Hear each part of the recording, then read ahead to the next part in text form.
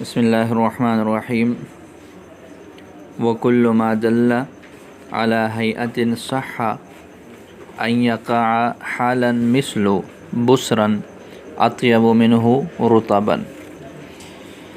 یہ کل آپ لوگوں نے ایک اختلافی مسئلہ پڑھ لیا تھا کہ وہ کلمہ جو حال واقع ہوتا ہے کیا اس کے لیے مشتق ہونا ضروری ہے یا ضروری نہیں ہے۔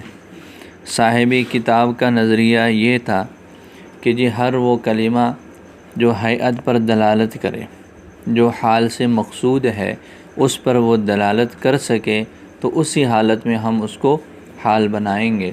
وہ مشتق ہے تو مشتق رہے گا، جامد ہے تو جامد رہے گا، کسی طرح کی اس میں تعویل کرنے کی ضرورت نہیں ہے۔ جبکہ اس کے برعکس جمہور نحوی حضرات نے یہ فرمایا تھا کہ جی حال کے لیے مشتق ہونا ضروری ہے، لہذا جو کلمہ حال واقع ہے اگر تو وہ ہو مشتق تو ٹھیک ہے، اور اگر وہ جامد ہو تو پھر وہ کیا کرتے ہیں، وہ اس کو مشتق کی تعویل میں کرتے ہیں۔ لہذا یہ ایک مثال آپ لوگوں نے کل پڑھ لی تھی کہ ھذا بسرا اطیب منہ رطبا، ھذا بسرا اطیب منہ رطبا۔ اس مثال میں بسرا اور رطبا یہ مشتق نہیں ہے، یہ مشتق نہیں ہے بلکہ جامد ہے۔ لہذا اس میں صاحبی کتاب کا نظریہ یہ ہے کہ بسرا اور رطبا بذات خود یہ حال واقع ہیں، کسی طرح کی اس میں تعویل کرنے کی ضرورت نہیں ہے۔ جبکہ جمہور نحوی حضرات یہ فرماتے ہیں کہ جی حال تو یہ واقع ہے، اس میں کوئی شک نہیں، لیکن یہ براہ راست نہیں ہے بلکہ یہ مشتق کی تعویل میں ہے۔ کل اس کی تھوڑی سی وضاحت جو ہے وہ ہو گئی تھی۔ تو یہ درمیان میں جو ہے وہ ماتن نے بسر اور رطب کا معنی ذکر کر لیا تھا کہ بسر کس کھجور کو بولتے ہیں، جس میں حموضت باقی ہو، جس میں کھٹاس جو ہے وہ باقی ہو، اور رطب کس کھجور کو بولتے ہیں، جو صرف میٹھا ہو، جس میں کھٹا یا اس طرح کا جو ہے کوئی اور ذائقہ وہ نہ ہو۔ تو لہٰذا یہ دو جامد ہیں اور یہ براہ راست حال واقع ہیں۔ ان کو جو ہے اس لیے کہ اس یہاں پر یہ حال پر اس کی دلالت ہے، بسر کی بسریت پر اور رطب کی رطبیت پر دلالت ہے، تو لہٰذا اس میں تعویل کرنے کی ضرورت نہیں ہے۔ اگر بالفرض ہم اس کی تعویل کریں گے، بیٹھ جاؤ، اگر بالفرض ہم اس کی تعویل کریں گے تو تعویل کیسے کریں گے، کس معنی میں کریں گے؟ تو وہ فرماتے ہیں کہ جی پھر بسر کی مبصر سے اور رطب کی مرتب سے تعویل کریں گے۔ بسر ھذا بسرن، بسرن کس معنی میں ہو جائے گا، مبصرن کے معنی میں۔ اطیب منہ رطبا، رطبا کس کے معنی میں ہو جائے گا، مرتبن کے معنی میں ہو جائے گا۔ یہ اس طرح اس کی تعویل جو ہے وہ کریں گے۔ صاحبی کتاب شارح نے ماتن کی بات فرمائی ہے کہ ان کے نزدیک رطب کو مرتب کے معنی میں اور بسر کو مبصر کے معنی میں لینے کی کوئی ضرورت نہیں ہے۔ اگر بالفرض ہم اس کو لیتے ہیں تو پھر مرتب اور مبصر یہ اس کا جو ہے وہ ماخذ کیا ہے، اس کا معنی کیا ہے؟ تو آگے شارح نے اس کا معنی ذکر کیا کہ مبصر جب ہو تو یہ ابصر النخل سے ہوگا۔ جب بسر کو ہم مبصر کے معنی میں لے تو یہ مبصر کی اصل کیا ہے، ابصر النخل۔ ابصر النخل یہ ایک لفظ جملہ بولا جاتا ہے اس وقت جب کھجور پر پائے جانے والا جو پھل ہے وہ بسر ہو جائے، وہ کیا ہو جائے، وہ بسر شکل میں ہو جائے۔ کھجور کا درخت ہے، اس کے اوپر کھجور لگتی ہیں، تو وہ کھجور جب کس طرح کی ہو جائے، وہ بسر بن جائے تو اس وقت بولتے ہیں کہ ابصر النخل۔ اسی طرح ارتبا، ارتب النخل بھی بولا جاتا ہے، تو یہ ارتب النخل کب بولتے ہیں، جب کھجور پر پایا جانے والا جو پھل ہے اس کا وہ سارے کا سارا کیا ہو جائے، وہ رطب شکل میں ہو جائے، تو یہ مرتب اس وقت بولتے ہیں۔ بات سمجھ آ گئی؟ تو یہ اس کا جو ہے وہ لفظی اور معنی ہو جائے گا۔ دیکھیں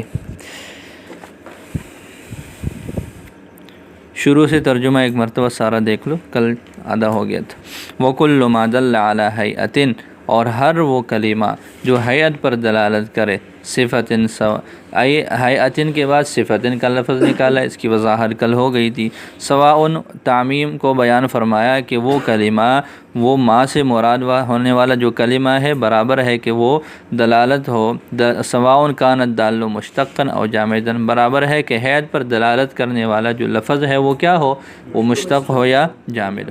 صح ان یقع حالا، اس کا حال واقع ہونا صحیح ہے، یہ تو سب کے نزدیک حال واقع ہو سکتا ہے، تو پھر اس کو ذکر کرنے کی کیا ضرورت۔ آگے وہ نقطہ اختلاف کو بیان فرمایا، من غیر ان یؤول الجامد بالمشتق، بغیر اس کے کہ مشتق کی تعویل کر لی جائے، جامد کی تعویل کر لی جائے کس کے ساتھ ہو، مشتق کے ساتھ۔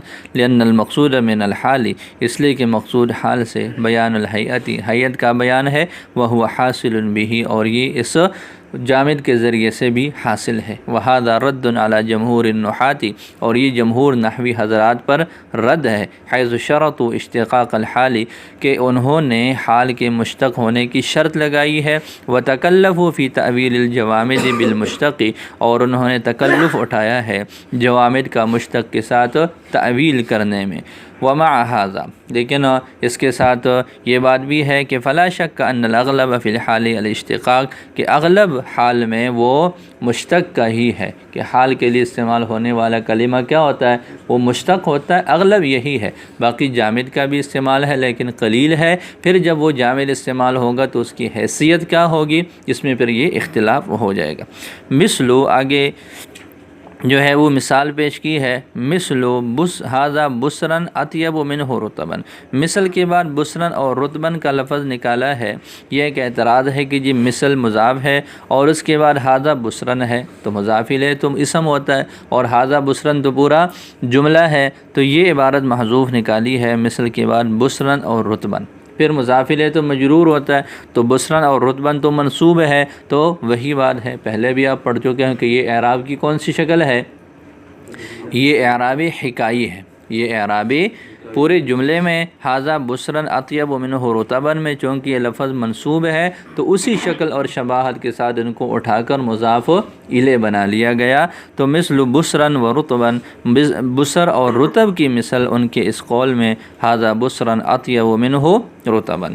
بسر کا معنی شارح نے ذکر کیا کہ وہو ما بقی فیہ حموزہ، یہ وہ کھجور ہوتی ہے جس میں حموزت ہو، جس میں کیا ہو، تو یہ بسر ھذا بسرن اطیب منہ رطبن، پورے جملے کا ترجمہ کیا ہو جائے گا کہ جی یہ جو میرا مشار الیہ کھجور ہے یہ بسر ہونے کی حالت میں زیادہ عمدہ ہوتا ہے، بسر ہونے کی حالت میں زیادہ عمدہ ہوتا ہے بنسبت رطب کے، بنسبت رطب والی حالت کے، اس حالت کے جب یہ رطب ہو تو یہ اس کا ترجمہ ہو جائے گا۔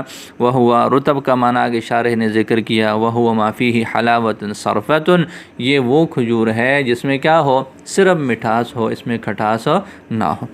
فہما مع کونہما جامدین، اب آگے وہی اپنی بات کا خلاصہ کہ جی فہما مع کونہما جامدین، یہ اپنے جامد ہونے کے باوجود حالانی، یہ کیا ہے، حال واقع ہیں، لدلالتہما، ان کی دلالت کی وجہ سے، علی صفت البصریتی، بصریت کی صفت پر، والرتبیتی، اور رتبیت کی صفت پر، ولا حاجتہ، اور کوئی ضرورت نہیں ہے، ان یؤول، کہ تعویل کر لی جائے بصر کی مبصر کے ساتھ اور رتب کی مرتب کے ساتھ۔ اب یہ مرتب اور مبصر کس سے ہوگا، تو فرمائے من ابصر النخل، یہ ابصر النخل سے ہوگا، اذا صار ما علیہ بصرن، جب بصر ہو جائے وہ پھل جو کھجور پر ہے، جو کھجور پر پھل ہے وہ کیا ہو جائے، وہ بصر ہو جائے، اس وقت بولتے ہیں ابصر النخل۔ وارتب النخل، یہ کب بولتے ہیں، اذا صار ما علیہ رطبا، جب کھجور پر پایا جانے والا جو پھل ہے وہ کیا ہو جائے، وہ رطب ہو جائے۔ جی، ایک اس بات کی سمجھ آ گئی کہ یہ استدلال جو ہے ان کا کیسے ہے اور پھر اس میں تعویل وہ کیسے کرتے ہیں۔ اب اگلا مسئلہ یہ ہے کہ یہاں پر دو حال واقع ہیں، مثال میں دیکھیں، پہلا حال ہے بسرن اور دوسرا ہے رطبن۔ اب اس میں ان کا عامل کون ہے، کس عامل کی وجہ سے یہ منصوب ہے، تو جو رطب ہے جو آخر میں پایا جا رہا ہے اس میں تو اتفاقی طور پر اطیب ہی ہے، اطیب ہے، ہاں وہ اسم تفضیل ہے، اور یہاں پر جو ہے وہ کیا ہے، وہ عامل ہے، اور اسی کی وجہ سے آگے رطب منصوب ہے۔ تو یہ جو پہلے والا ہے بسرن، اس کا عامل کون ہے؟ تو اس میں بھی وہی بات بتاتے ہیں کہ جی اس کا عامل بھی اطیب ہی ہے، اس کا عامل بھی اطیب بھی ہے۔ اب اس پر اعتراض ہوگا، اعتراض کیا ہوگا؟ اعتراض یہ ہوگا کہ جی آپ نے بنا دیا یہاں عامل اسم تفضیل اطیب کو، اور اطیب کے بارے میں کہہ دیا کہ یہ بعد والے میں بھی عامل ہے اور پہلے والے میں بھی مقدم اور مؤخر دونوں میں عامل ہے۔ اطیب یہ اسم تفضیل ہے، اور اسم تفضیل کے بارے میں آپ لوگ پڑھ چکے ہو کہ یہ عامل تو ہے بے شک، لیکن اس میں ضعف ہے، اس میں ضعف ہے، اور اپنے ضعف کی وجہ سے یہ صرف اپنے مابعد میں جو وضعی ترتیب ہے اس ترتیب کے مطابق یہ عمل کر سکتا ہے، اپنے ماقبل میں عمل نہیں کر سکتا۔ تو یہاں پر یہ کیسے عامل ہو سکے گا؟ تو اس کا ایک ضابطہ ہے، اور وہ ضابطہ اس سے پہلے بھی آپ لوگ پڑھ چکے ہو ایک مقام پر، کہ بعض مرتبہ ایسے ہوتا ہے کہ حال دو ہوتے ہیں اور مختلف اعتبار سے ہوتے ہیں، ان کا ذوالحال کبھی تو ایک ہوتا ہے کبھی دو ہوتے ہیں۔ بعض مرتبہ ایسے ہوتا ہے کہ دو حال ہیں اور ان دو حالوں کا تعلق بعض مرتبہ دو ذوالحال سے ہوتا ہے اور بعض مرتبہ ایک ذوالحال سے ہوتا ہے، لیکن دونوں حالوں کے اعتبار مختلف ہوتے ہیں، دونوں حالوں کے اعتبار مختلف ہوتے ہیں۔ تو پھر وہاں پر جیسے اس سے پہلے آپ لوگوں نے ایک مثال پڑھی تھی مشبہ اور مشبہ بہ کی، زید قائما کعمر قاعدا، یاد ہے وہ مثال؟ وہاں پر بھی یہ ضابطہ آیا تھا کہ جی دو حال ہیں، دو مختلف چیزوں کے ساتھ اس کا تعلق ہے، دو مختلف اعتبار سے ہیں، تو جس اعتبار سے جس حال کا تعلق جس چیز کے ساتھ ہو اس کے ساتھ اس کو جوڑنا ضروری ہے، نہیں تو اشتباہ لازم آئے گا، نہیں تو کیا ہوگا؟ اشتباہ۔ اسی طرح یہ قاعدہ ایسا بھی ہے کہ جی دو حال ہیں، ذوالحال ایک ہے لیکن اعتبار مختلف ہے، تو جس اعتبار سے وہ حال ہو اسی کے ساتھ اسی متعلقہ چیز کے ساتھ اس کا جو ہے وہ جوڑنا ضروری ہے، تقدیم اور تاخیر کے ساتھ۔ یہاں پر کیا مسئلہ؟ یہاں پر یہ ہے کہ جی یہ مثال سمجھ لیں، ھذا بسرن، اس کے ہاتھ میں کھجور ہے، اس کھجور کی طرف اشارہ کرتے ہوئے یہ کہا کہ یہ کھجور ابھی تو بسر ہے، لیکن اس کے بارے میں بتایا کہ ھذا بسرن اطیب منہ رطبا، کہ یہ بسر ہونے کی حالت میں زیادہ عمدہ ہے بنسبت کس کے؟ رطب ہونے کی حالت میں۔ تو اس نے اس کی دو حالتوں کو ذکر کیا، ذوالحال ایک ہے۔ ذوالحال کیا چیز ہے؟ ذوالحال جس کے بارے میں اس نے بتانا ہے، جس کے تعلق سے اس نے حال بنایا ہے، وہ ایک ہی کھجور ہے جو اس کے ہاتھ میں، جس کی طرف وہ اشارہ کر رہا ہے، لیکن اس کی ایک حالت بسر ہونے کی ہے اور ایک حالت رطب ہونے کی ہے۔ اب دو حالتیں بتائی ہیں، ایک حالت مفضل ہے اور دوسری حالت مفضل علیہ ہے۔ ایسے ہی ہے نا، کھجور ایک ہے، ٹھیک ہے، اور کھجور کی دو حالتیں بتائی کہ جی جب یہ رطب ہو تو یہ اس کا سٹیٹس ہے، یہ اس کی حالت ہے، اور جب یہ رطب ہو بسر ہو تو یہ اس کی حالت ہے۔ اب دو حالتوں کا بیان ہے، ایک حالت کو بنانا ہے مفضل اور دوسرے حالت کو بنانا ہے مفضل علیہ، تو لہٰذا ترتیب ضروری ہے، لہٰذا ترتیب ضروری ہے۔ اور وہ ترتیب کیا ہے؟ وہ ترتیب یہ ہے کہ جی پہلے مفضل ہو، پھر من کا عام طور پر اسم تفضیل کا استعمال من کے ساتھ ہوتا ہے، یہ آپ لوگ پڑھ چکے ہو نا، اسم تفضیل کا استعمال کیسے ہوتا ہے؟ من کے ساتھ۔ تو جو مفضل ہوتا ہے وہ من سے پہلے ہوتا ہے، اور مفضل علیہ جو ہوتا ہے وہ من کے بعد ہوتا ہے، ٹھیک ہے۔ اب جو حالت بصریت کی ہے اس کو ترجیح دی جا رہی ہے تو وہ من سے پہلے ہونا چاہیے، اور جس حالت پر ترجیح دی جا رہی ہے جو مفضل علیہ ہے وہ من کے بعد ہونا چاہیے۔ تو یہ دو حالتیں ہیں، لہٰذا اب اگر اس میں آگے پیچھے گڑبڑ ہو جائے، اطیب کے بعد من آ گیا اور من کے بعد دونوں حالتیں ذکر کر دی، بسر کو بھی ذکر کر دیا، رطب کو بھی ذکر کر لیا، تو پھر کیا مسئلہ ہوگا؟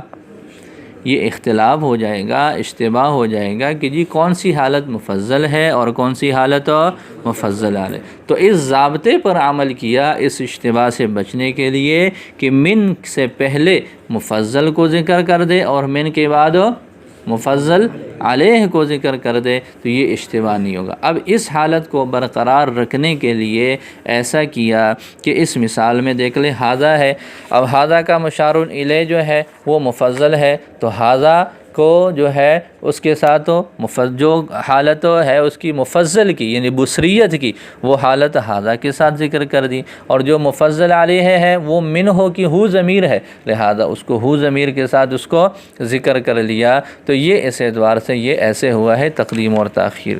جی کچھ پتہ چلا؟ ترجمہ دیکھ لو، سمجھ آ گیا ٹھیک ہے، نہیں تو دوبارہ کر لیں۔ والعامل فی رتبن اطیب باتفاق النحات، اور عامل رتب میں یہ اطیب ہے نحویوں کے اتفاق کے ساتھ۔ وفی بسرن ایضا عند محققیہم، اور بسر میں بھی محققین کے نزدیک کیا ہے؟ اطیب ہی ہے۔ اب اس پر اعتراض ہو جائے گا۔ وتقدم بسرن علی اسم تفضیلی، بسر کو مقدم کیا ہے اسم تفضیل پر، مع ضعفہ فی العمل، عمل میں ضعیف ہونے کی وجہ سے۔ یہ اعتراض کی سمجھ آ گئی کہ جی جب دونوں بسر اور رتب اطیب کے معمول ہے تو پھر اطیب کے معمول کہاں ہونے چاہیے؟ بعد میں ہونے چاہیے، پہلے تو یہ عمل نہیں کر سکتا۔ اس کا جواب کہ جی یہ ایک مجبوری ہے، اور وہ مجبوری کیا ہے؟ لِأَنَّهُ إِذَا تَعَلَّقَ بِشَيْءٍ وَاحِدٍ حَالَانِ، اس لیے کہ جب ایک چیز کے ساتھ دو حال متعلق ہو جائے، بِاعْتِبَارَيْنِ مُخْتَلِفَيْنِ، دو مختلف اعتبار سے، یلزم، تو یہ بات لازم ہے، أَن يَلِيَ كُلٌّ مِّنْهُمَا، کہ ان دو حالوں میں سے ہر ایک متصل ہو، متعلق ہو، اپنے متعلق کے ساتھ۔ اب یہ آگے بتا رہے ہیں کہ جی یہاں پر بسر کا متعلق کیا ہے اور رتب کا متعلق کیا ہے، تو فرماتے ہیں والبصریۃ تعلقت بالمشار الیہ، یہ جو بصریت ہے یہ متعلق ہے بہذا، ہذا کے ذریعے سے جو مشار الیہ ہے اس کے ساتھ اس کا تعلق ہے۔ جو اس کے ہاتھ میں کھجور ہے اس کھجور کے ساتھ اس بصریت کا تعلق ہے، لیکن کس اعتبار سے؟ من حیث انہ مفضل، اس حیثیت سے کہ وہ کیا ہے؟ وہ مفضل ہے، اس حیثیت سے کہ وہ مفضل ہے۔ اب یہ درمیان والا جملہ چھوڑ دیں، والرتبیۃ انہ مفضل کے بعد آگے کیا ہے؟ والرتبیۃ، اور رتبیت اس ہذا کے مشار الیہ سے متعلق ہے، من حیث انہ مفضل علیہ، ہے اس حیثیت سے کہ وہ کیا ہے؟ وہ مفضل علیہ، وہو ضمیر منہ، اور وہ مفضل علیہ کیا ہے؟ منہ کی ضمیر ہے۔ فیجب ان یلیہ، تو لازم ہو گیا کہ یہ اس کے متصل ہو گیا۔ کھجور ایک ہے، اس کی حالتیں دو ہیں، تو لہٰذا جب وہ مفضل کی حیثیت کیا ہے؟ اس کی بصریت کی، تو اس کو پہلے ذکر کر دیا، اور رتبیت کی حالت وہ مفضل علیہ کی ہے تو اس کو بعد میں ذکر کر لیا۔